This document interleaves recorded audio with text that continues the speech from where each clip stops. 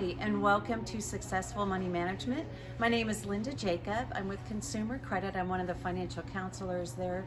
And today I want to talk to you about catfishing. But unfortunately, I'm not talking about this kind of phishing.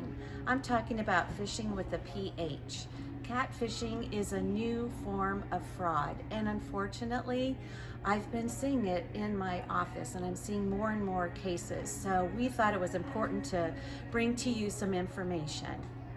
So basically, it's the victims that I've been seeing are divorced or widowed women.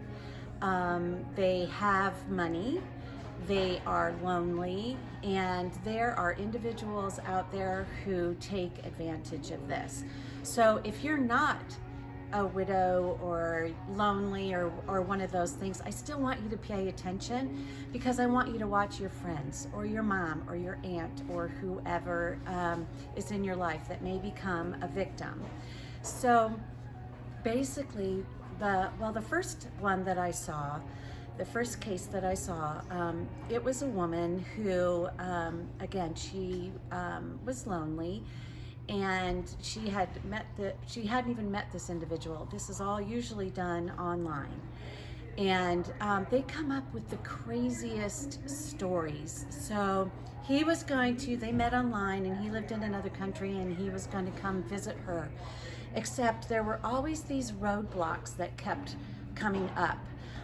Crazy things like, oh, I got stuck in customs and I need to pay the customs official. Can you send me some money? And, oh, well, now I missed my flight, so I need to buy a new ticket. And it was just on and on and on. She started sharing me all these stories, and by the time it was done, thousands of dollars. She had sent thousands of dollars to this man. And when I explained to her that he was never going to come visit her, she said, but Linda, I'm just lonely. And it just broke my heart. And so, but recently, what I've seen in the last couple of months, and I've seen more than one victim, and they're getting more and more, clever. So this new scheme, what they do is they say, they get to know you online, and they start this relationship, and everything's going good, and they'll come up with some reason why they need money. And so they say, well, can I put it on your credit card, and then when this thing happens, I'll pay you back. So let's say the victim does this, and they say, okay, you can use my card for $5,000. Well, then the guy will pay it back. So she thinks, oh, okay, he's legit. This is fine. I can do this. Okay, so then, he'll wait a little while, and then he'll ask for he'll up it. He'll say, I want $8,000. And again, he uses the card, and he pays it back. Okay, wait a little bit longer, and then he'll come back and he'll say, I need $12,000. Well, he's already paid back the 5, he's already paid back the 8, why wouldn't he pay back the 12? So he uses it, sure enough, pays off the 12. Then, about 6 months later, all of those payments that he made to your credit card, to the victim's credit card, get reversed out. He goes to the bank where he supposedly made those payments and says, I never authorized those payments.